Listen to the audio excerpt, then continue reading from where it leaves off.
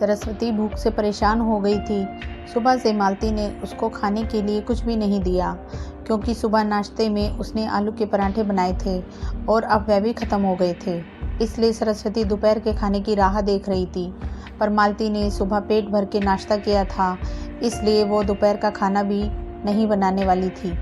अत्यंत भूख से परेशान हो रही सरस्वती मालती के पास गई और बोली, बहू, मुझे बहुत ज़ोरों से भूख लगी है, खाने के लिए कुछ भी दे दे। सरस्वती का कहना सुनकर मालती मुंह टेढ़ा करके बोली, दिन भर सिर्फ आपको भूख ही लगती है, दूसरा तो कुछ भी काम नहीं रहता आपको।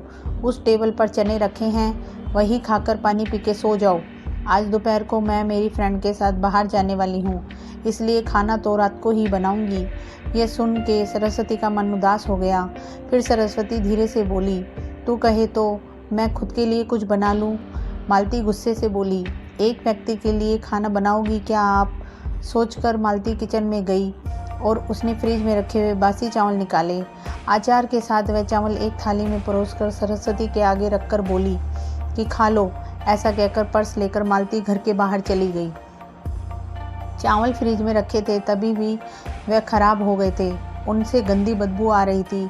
सरस्वती ने गुस्से से वह चावल डस्टबिन में डाल दिए। इसके बाद उसने दाल चावल निकालकर अपने लिए गरम गरम खिचड़ी पकाई और पुदीने की चटनी के साथ खाई और सब बर्तन घिसकर किचन साफ किया और चुपके से अपने रूम में जाकर सो गई। मालती ने भले ही खाना पकाने से मना किया था, पर यह घर उसका भी था और वह खुद का खाना खुद बना सकती है। दूसरे दिन सुबह सरस्वती अपने रूम में बैठी थी, उतने में उसका बेटा रमेश उधर आया और बोला, माँ, आजकल महंगाई बहुत बढ़ गई है, मुझे घर खर्च चलाना भी बहुत कठिन हो रहा है। ऊपर से पापा की 13वीं पर भी बहुत खर्च हुआ। माँ, मैं सोच रहा था कि एक रूम किराए पर दिया जाए, घर का किराया आने पर घर खर्च में थोड़ी मदद होगी। सरस्वती बोली, बेटा, तुझे जो ठीक लगेगा तू वही कर। उसके बाद रमेश गला साफ करते हुए बोला, माँ, तेरा रूम खाली कर दे और नीचे के छोटे रूम में शिफ्ट हो जा। उस छोटे रूम में टॉयलेट और बाथरूम नहीं है तो उसे कोई किराए पर नहीं लेगा। सरस्वती चौंक गई और बोली, पर वह रूम छोटा है और वो तो स्टोर रूम है, मैं उधर रहूँगी तो टॉयलेट बाथरूम कैसे जाऊँगी? रमेश बोला, माँ, तू आंगन के टॉयलेट में जाया कर, तू तो घर ही रहती है ना। जिसको हम रूम किराए पर देने वाले हैं उसको तो सारी सुख सुविधा तो चाहिए ना। वैसे भी ये रूम भी बहुत बड़ा है, पापा के जाने के बाद तुझे इतने बड़े रूम की क्या ज़रूरत है? सरस्वती कुछ क्षण शांत रही और सोचने के बाद बोली, टेरेस पर जो रूम है वह भी हम किराए पर दे सकते हैं, उस रूम में सब सुख सुविधा है। उस पर रमेश बोला, नहीं माँ, वह रूम हम किराए पर नहीं दे सकते, वह अपने मेहमानों के लिए रखा है। तुझे तो अच्छे से पता है कि मालती के मायके वालों का आना जाना चालू रहता है, इसलिए एक्स्ट्रा रूम मेहमानों के लिए रखना पड़ेगा। सरस्वती सब समझ गई थी कि बेटे ने तो उसका ही रूम किराए पर देने का निर्णय लिया है, क्योंकि वह बुढ़ापे में बेटे और बहू पर आश्रित थी। इसलिए रमेश ने जो कहा उस पर सरस्वती ने ज़्यादा विरोध नहीं किया। उसने अपना थोड़ा सामान लिया और छोटे रूम में शिफ्ट हो गई। उधर पुराने छोटे रूम में उसका जी घुट रहा था, तब भी वहाँ उस रूम में दिन काट रही थी। नया किराएदार आया था, सब पहले जैसा चल रहा था। घर में आए हुए किराएदार का नाम अशोक था, एक एनजीओ में काम करता था। वह हर रोज़ मालती और रमेश सरस्वती के साथ कैसा सलूक करते थे वह देखता था। वह देखकर उसको बहुत बुरा लगता था। धीरे धीरे सरस्वती अशोक को अपने बेटे जैसा मानने लगी। अशोक भी आते जाते सरस्वती का हालचाल पूछा करता था और उसका ख्याल रखता था। रमेश और मालती को सरस्वती से कुछ लेना देना नहीं था। मालती बचा हुआ खाना उसके थाली में रखकर जाती और बेटा तो उसके तरफ देखता भी नहीं था। सरस्वती तो पहले ही समझ चुकी थी कि उसका बेटा अब पहले जैसा नहीं रहा, वह बदल गया है। फिर भी वो आंखें बंद करके किसी पालतू पशु जैसी उस घर में रहती थी, क्योंकि बुढ़ापे में उसको दूसरा किसी का सहारा नहीं था। रोटी के 2 टुकड़ों के लिए उसको उनके सहारे रहना पड़ रहा था। कभी कभी सरस्वती को बहुत रोना आता था। सरस्वती अशोक को अपने मन की बातें बताने लगी। पति की मौत बेटे की लापरवाही से हुई थी, पर वो ज़्यादा नहीं बोल पा रही थी। जब पति काम पर जाते थे तब घर में हम दोनों को बहुत मान सम्मान मिलता था। जब वह काम करने में असमर्थ हो गए तब रमेश को उन्होंने घर खर्च में मदद किया कर ऐसा कहा, ये बातें रमेश के मन को बहुत लगी। जब तक पति घर चला रहे थे रमेश अपने सब पैसे बचा लेता था, पर अब शर्म से और मजबूरी से उसको घर खर्च चलाना पड़ रहा था। धीरे धीरे माँ बाप का खर्च उसको बोझ लग रहा था, लेकिन वह स्पष्ट रूप से कुछ भी नहीं कह सकता था। इस बीच पति का स्वास्थ्य बहुत बिगड़ गया और वह चल बसे। डॉक्टर के पास जाने से पता चला कि उनको निमोनिया हुआ था। डॉक्टर थोड़ी महंगी दवाई लिखकर देते थे, तो रमेश पैसे बचने चाहिए इसलिए रमेश आधी दवाई लेकर आता था। शुरू में पति का स्वास्थ्य सुधर गया था, तब रमेश ने उनकी गोलियां औषधि बंद कर दी थी। पति भी इन चीज़ों पर ज़्यादा ध्यान नहीं देते थे, लेकिन एक रात में उन्हें सांस लेने में बहुत परेशानी हुई। सरस्वती बहुत घबरा गई और वह भाग भाग के गई और रमेश के कमरे का दरवाज़ा ठोकने लगी और कहने लगी कि पापा का स्वास्थ्य बहुत बिगड़ गया है, चल हम उन्हें डॉक्टर के पास लेकर जाते हैं।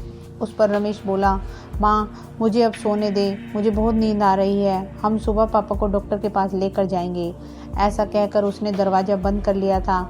सरस्वती रात भर पति के तकिए के पास चिंतित बैठी रही। कभी छाती को तेल लगाकर मालिश कर रही थी तो कभी भाप दे रही थी, पर भगवान को कुछ अलग स्वीकार था। सुबह तक उनकी मृत्यु हो गई थी। घर में कब्रिस्तान जैसी शांति थी। रमेश रोने का नाटक करने लगा। मालती तो ऐसे रो रही थी कि जैसे उसको वास्तव में ससुर चले गए। इस बात पर बहुत दुख हो रहा हो। सबसे ज़्यादा धक्का लगा सिर्फ सरस्वती को, पर वह कुछ बोल नहीं पा रही थी। सरस्वती की आंखों से अश्रु आ रहे थे और उसके ओठ थर-थर काँप रहे थे, जैसे कि वो कहना चाहती हो कि अब रोने का नाटक क्यों कर रहे हो, मेरे पति की मौत के आप दोनों जवाबदार हो। पर वह कुछ बोल नहीं पाई। क्रियाक्रम कर दिया गया। सरस्वती के दिमाग में हमेशा एक बात चलती थी, रमेश ने लापरवाही नहीं की होती तो आज मेरे पति जिंदा होते। उनकी मौत के बाद मालती और रमेश का व्यवहार बहुत बदल गया था।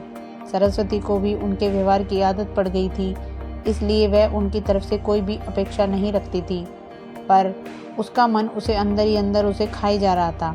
ऐसी औलाद को सबक भी नहीं सिखा सकती।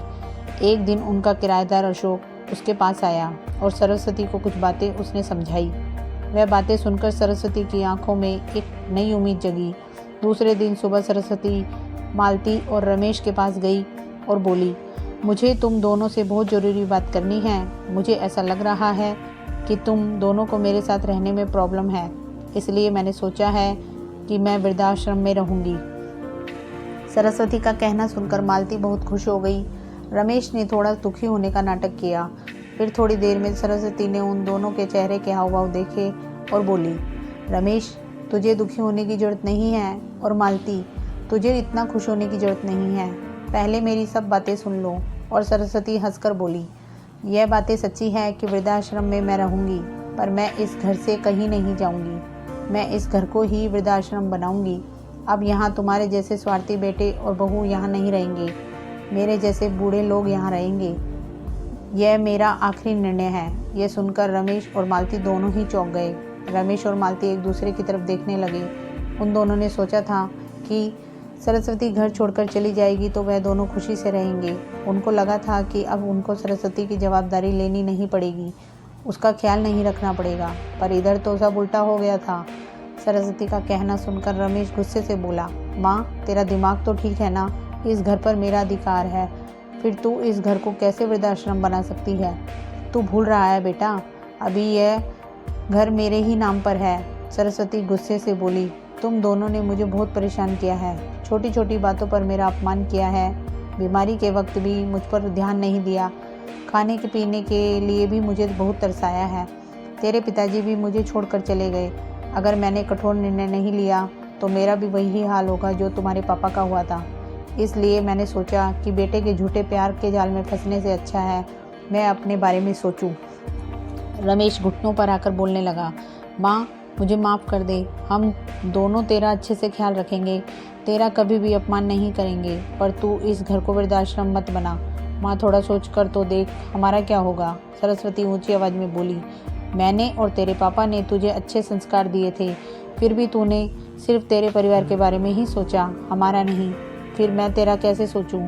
तू तेरे परिवार की सोच, मेरी चिंता मत कर और जल्द से जल्द ये घर छोड़कर चला जा, क्योंकि इस घर में अब अच्छे लोग रहने आ रहे हैं।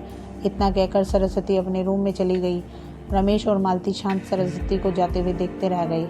सरस्वती ने अपने जैसे बूढ़े लोगों को उसके घर में आश्रय दिया। अशोक की मदद से वृद्धाश्रम अच्छे से चलने लगा। दोस्तों, आजकल के लड़कों ने बूढ़े लोगों के साथ गैर व्यवहार किया तो बूढ़े लोग भी कठोर निर्णय ले सकते हैं। दोस्तों, कहानी पसंद आई हो तो इसे लाइक कीजिए, शेयर कीजिए और मेरे चैनल को सब्सक्राइब कीजिए। Thank you.